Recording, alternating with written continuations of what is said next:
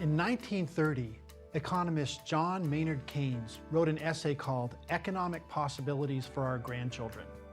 In it, he predicted that the productive power of the industrial economy would solve the economic problem of humanity within 100 years. Then, he said, humanity would go on to the permanent problem of how to live wisely, agreeably, and well.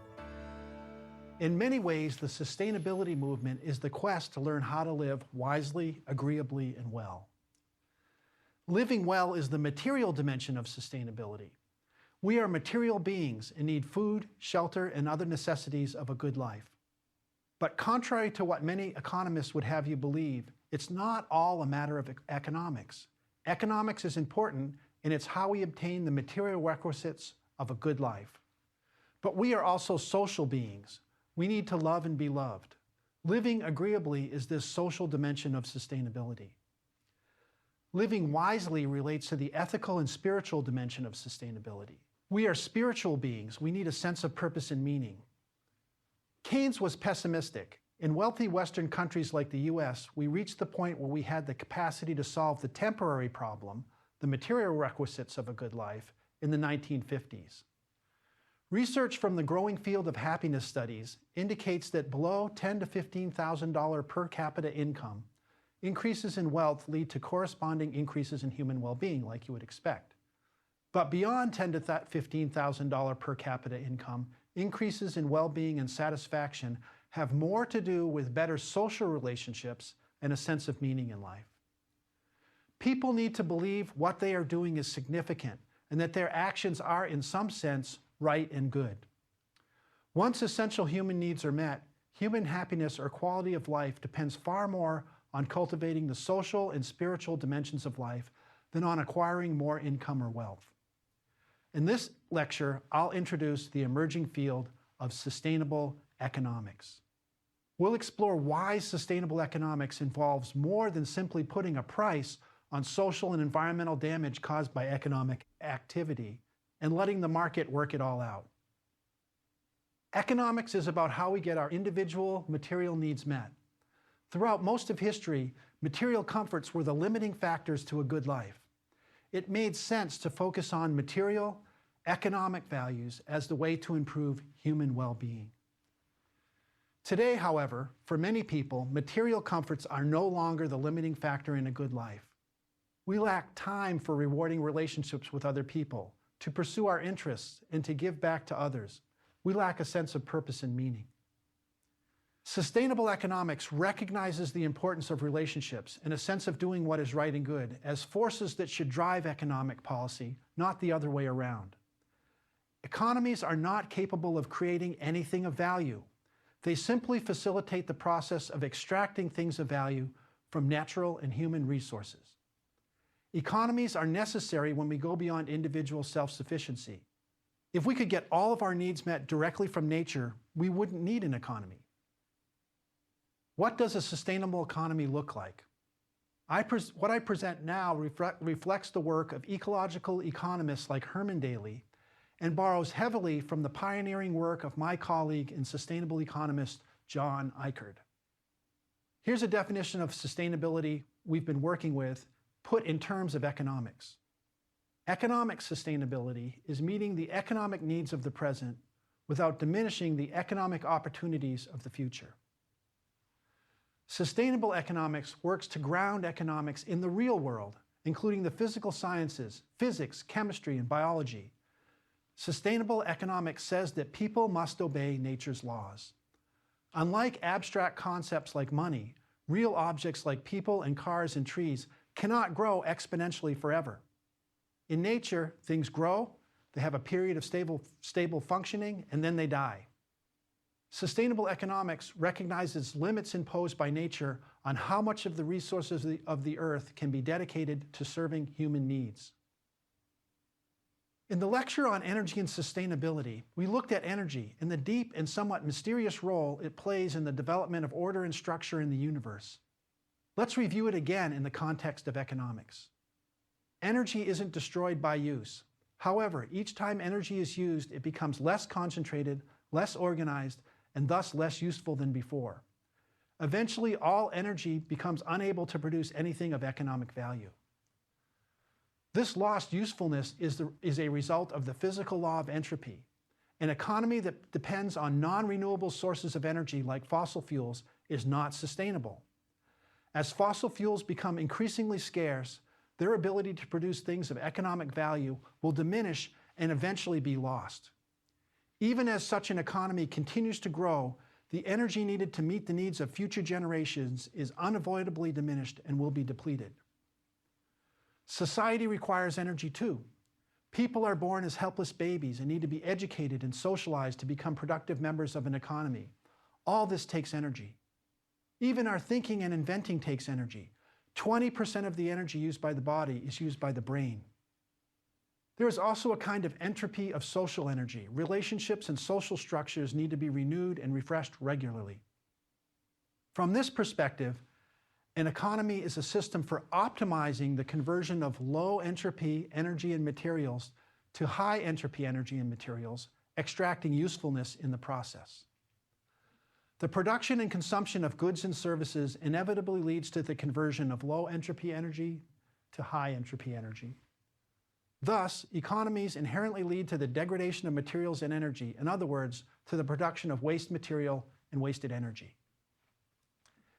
Anything of use to people is ultimately derived from nature and society. If, in the process of getting our economic needs met, we use up the usefulness of nature and society, then there is no place else to get anything of economic value. To offset this, physics tells us we need a high-quality source of energy and systems that will use this energy to recycle and renew the usefulness of materials. In nature, biology uses sunlight to offset the effects of entropy. We can use nature as a model as we work to develop an economy that regenerates and renews. In this sense, a sustainable economy is all about sustainable energy. The source of sustainable energy on Earth is solar energy in all its forms: solar electric, wind, hydroelectric, biomass, and more, as we've been discussing. Now here's a diagram that's often used to describe the relationship of the environment, society, and the economy to sustainability.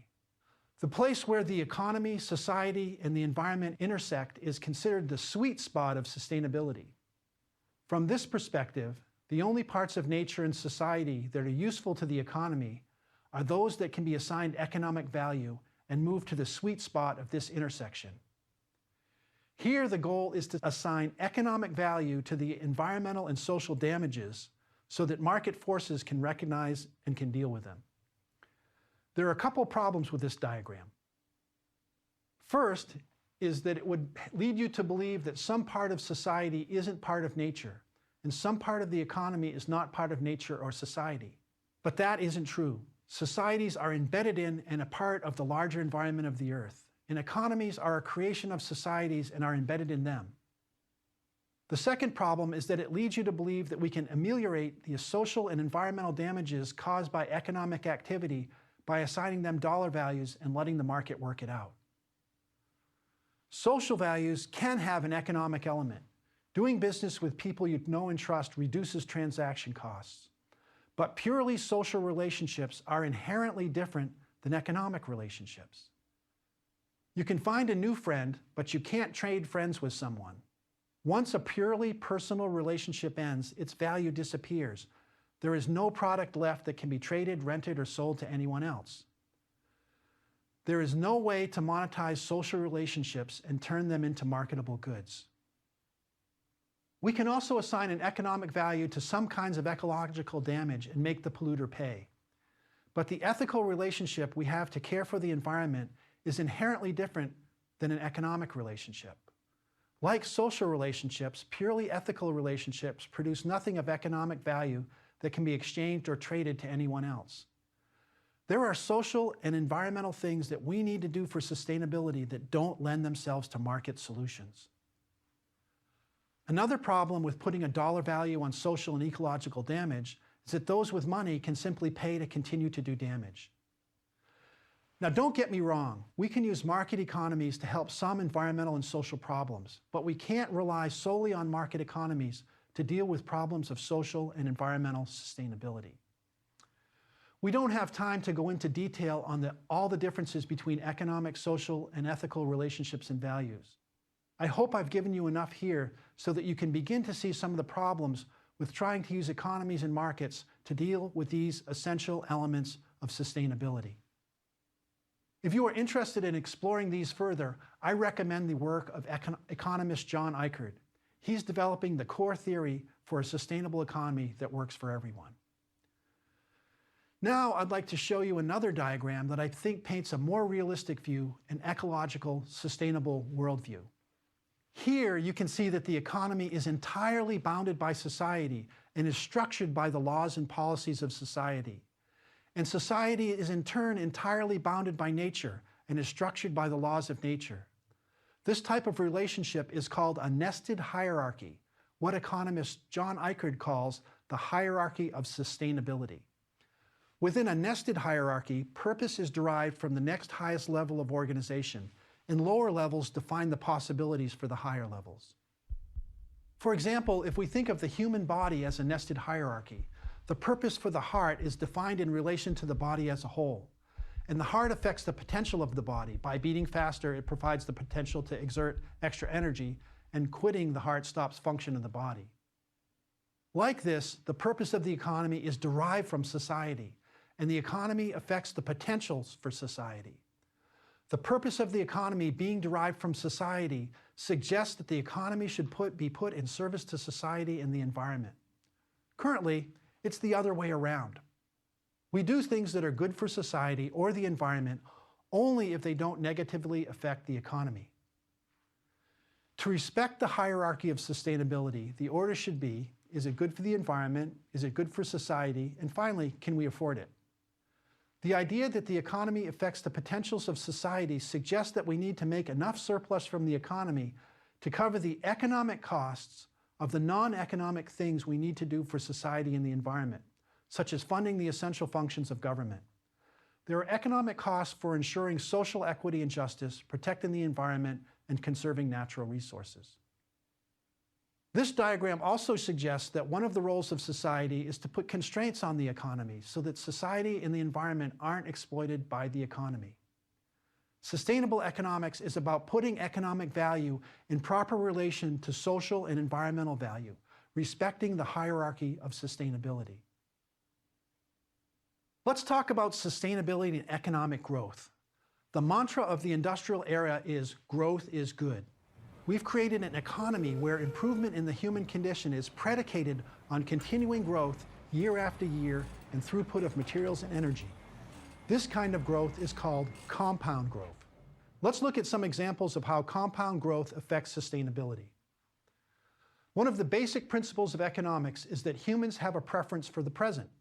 The future is inherently uncertain, and if we give up the use of something today, there's a chance that we will not be able to enjoy it in the future. A blunt way to put this is there is no way to get anything of economic value after you are dead. That's why we have interest rates. At an interest rate of 7%, $1 10 years in the future is only worth 50 cents today, because that 50 cents could grow at a compound rate of 7% and yield $1 10 years later. And $1 100 years in the future is worth only 1/10 of a cent today. That's why something that has a big payoff or the potential to cause a big expense for a future generation has very little economic value today. Investments for the benefit of future generations cannot compete with investments that promise returns next year, next week, or even next decade. The corporate world expects rates of return of 15%, which means $1 5 years from now is worth only 50 cents today. That's why many corporate planning horizons extend only 5 to 7 years into the future, because any value or expense occurring after that is rapidly discounted to zero today. Because economic value is inherently short-term, economic incentives alone are inadequate to ensure the long-term investments in nature and society that are absolutely necessary for sustainability. Remember our definition of sustainability: meeting the needs of the present without diminishing the ability of future generations to meet their needs. We've just seen that there is no economic value to doing things that provide a benefit solely for some future generation. There's no social value in doing so either. You won't know anyone, and you may not even have any descendants. Doing something for the sole benefit of future generations is an ethical value. We do so because it is the right and good thing to do. So economic values are important for sustainability, but ethical and social values are also necessary. According to many, the growth rates of the industrial era were an aberration, and such growth rates do not seem to be sustainable in the future. Nothing in nature grows at compound growth rates for very long. To get 1,000,000 times bigger requires only 22 doublings. Very few things double in size more than 10 times. If an economy grows at a compound rate of 2.5%, modest by industrial era standards, it will double every 30 years. If this keeps up over time, then eventually the economy overwhelms all the systems of the earth. Here's a little thought experiment that illustrates this. Let's say that the output of the global economy 2,000 years ago was $1. If it grew at a rate of 2.5% per year until now, it would generate an economic output of $3.6 sextillion today. That's 3.6 followed by 20 zeros. This is the equivalent to 7 billion people spending nearly $1 million every minute of every day of the year, and it would more than double over the next 30 years. Obviously, the economic growth rates of the industrial era will not be sustainable into the future. Stocks of fossil energy have allowed a period of compound economic growth, but those stocks are finite. The global economy of the next century must be sustained by the daily inflow of new solar energy. Solar energy available for economic use is large and relatively constant, but it is finite too. The sustainable level of economic wealth on Earth is ultimately limited by the quantity of economic value that can be extracted from the daily inflow of solar energy without degrading the capability of the natural systems of the Earth to provide their essential services, like assimilating waste, maintaining the fertility of the land, and purifying water. Well, what to do then? Well, it's the concept of a steady-state economy that provides a logical conceptual foundation for the development of a sustainable economy. In nature, an organism that grows forever is a pathology. People are born, go through a period of rapid growth, go through a period of stable functioning, and then they die. A steady-state economy is like a mature forest ecosystem. At any given time, there are areas of the forest that are going through cycles of growth and expansion, areas that are in a period of stable functioning, and areas that are dying. Overall, the flow of energy and materials through the forest is constant. Like that, a steady-state economy will have organizations being formed, organizations going out of business, and organizations in a period of stable functioning, but the overall flow of energy and materials will be constant. Let's look at the idea of steady-state economies in a little more detail. In 1848, the classical economist John Stuart Mill proposed the stationary state economy in reactions to assertions by other classical economists like Adam Smith and Malthus that the end of growth must result in catastrophe. Neoclassical economics, which replaced the classical economics of Mills and Smith, was in a large part an effort to refute limits to economic growth. In the developing era of sustainable economics, people like Herman Daly, Peter Victor, and John Eichert have revisited the idea of a steady-state economy and updated it for sustainability. A steady-state economy is defined as an economy that maintains a constant population, a constant supply of labor, and constant stocks of natural and financial capital. Sustainable energy sources are sequestered from the daily inflow of solar energy, leaving enough solar energy for the other living creatures on the planet. Materials are put into cycles that mimic nature's biological and mineral cycling systems, the cradle-to-cradle systems proposed by McDonough and Braungart. The concept of waste is eliminated, and the output of one system becomes the input of another. Does a steady-state economy mean the end of innovation, evolution, and improvement in the human condition? A steady-state economy does not imply stagnation of creativity and human development.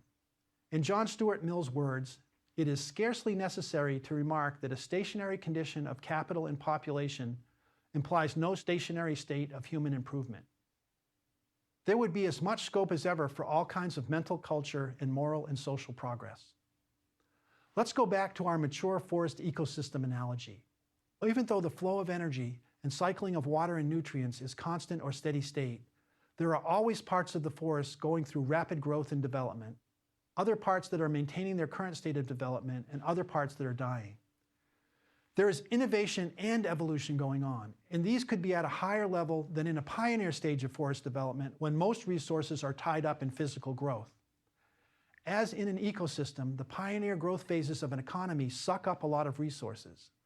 A steady state economy could actually have more resources devoted to innovation and creativity than a growth economy. Next, let's look at employment and sustainability. Many of our current employment policies are a throwback to an early industrial era when the Earth's resources seemed unlimited, workers were few, and the basic material needs of people were many. The objective was to increase total production by increasing productivity per worker, so that each worker would be able to earn more and spend more and promote even greater economic growth. At the same time, technology was used to replace workers whenever possible.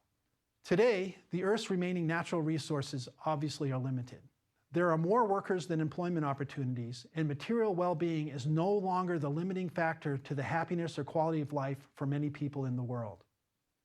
Today, in 2014, the need is to create more employment opportunities from less material and energy use. What about using technology to put more people in satisfying work rather than using technology to employ fewer people? Full employment of a growing population would not require returning to labor-intensive production or human drudgery. It would only require turning the attention of the economy to producing things that depend more on uniquely human thinking, creativity, imagination, insight, and intuition. Industrial mass production seemed a logical vision for the past when people were few and resources were many.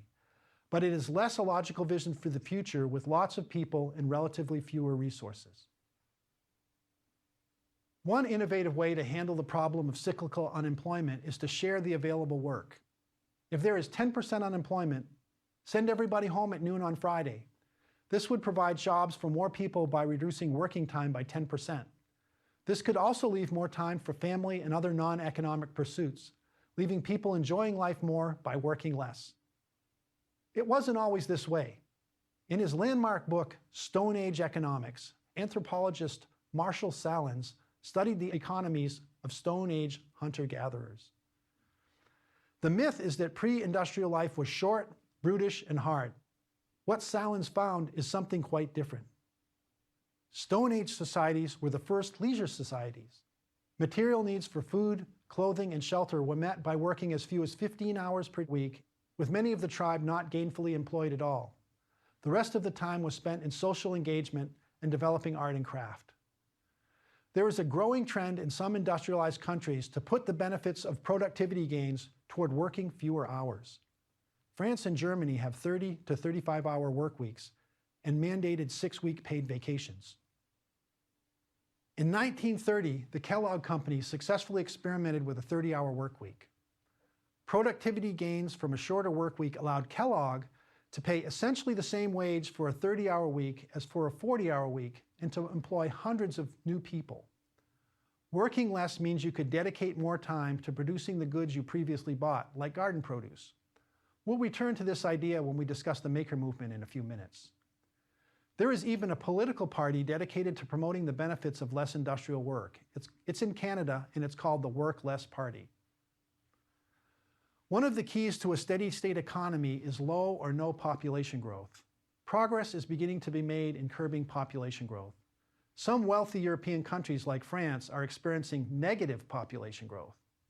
The UN estimates that global population will stabilize at about 9.2 billion people by 2075. If the global population were stabilized, the Earth would quite likely have more than enough resources, including the daily inflow of solar energy, to meet the basic needs of people in both developed and developing countries. The world of the future will have enough energy to sustain a desirable quality of life for humanity, just not enough energy to sustain the same sort of economic growth seen in the industrial era. Many so-called developing nations of the world still need to focus on their economic problem, on producing enough to meet the basic human needs of all within their societies. However, These nations need not consume all of the Earth's remaining resources in the process of developing their economies. In addition, they can develop their economies without sacrificing their cultures, communities, and families. Such nations can balance their necessary economic growth with equally necessary social responsibility and ecological integrity. The degrowth movement advocates for a planned transition to a sustainable economy rather than one forced by ecological, financial, or social collapse. Degrowth advocates argue that as a complement to building a steady-state, sustainable economy, we need to degrow the negative effects of the growth economy, things like poverty, homelessness, exploitation, pollution, carbon intensity, species loss, and work hours. Degrowth aims to maximize happiness and well-being through non-consumptive means, sharing work, consuming less, while devoting more time to art, music, family, culture, and community. Reimagining and reinventing the good life lies at the heart of any transition to a sustainable, low-carbon economy. High consumption lifestyles simply cannot be adopted by 9 billion people while keeping within the material, energy, and ecological limits of the planet.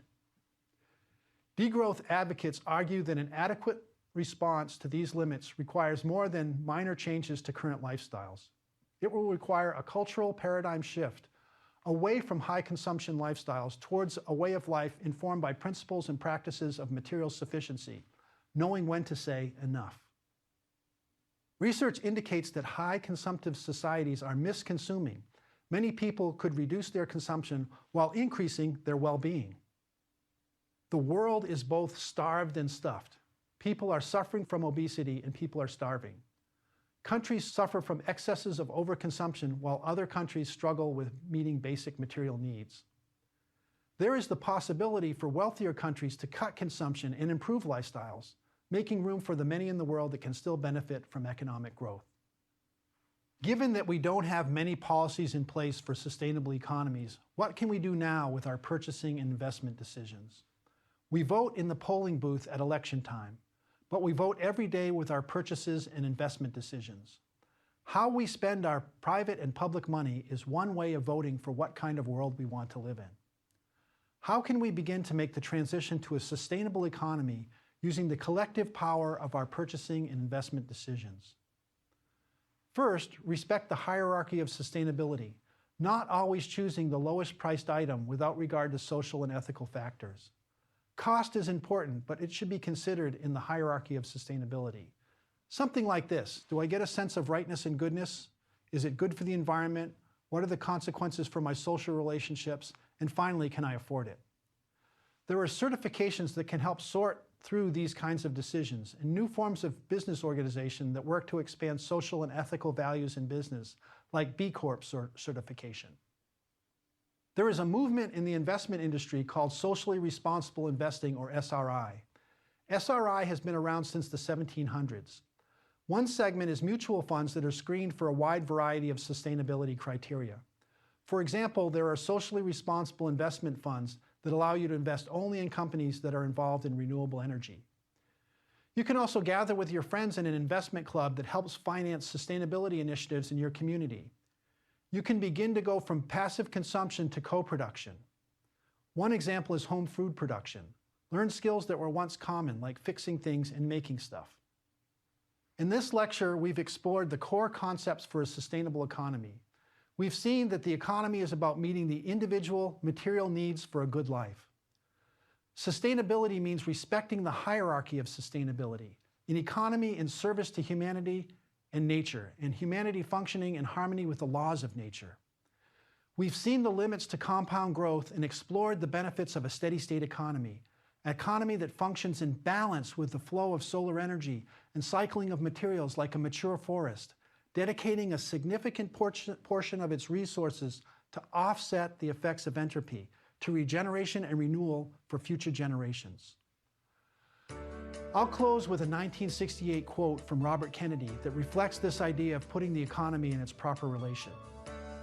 The gross national product does not allow for the health of our children, the quality of their education, or the joy of their play.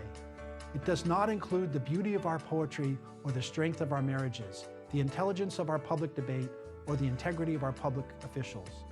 It measures neither our wit nor our courage, neither our wisdom nor our learning, neither our compassion nor our devotion to our country.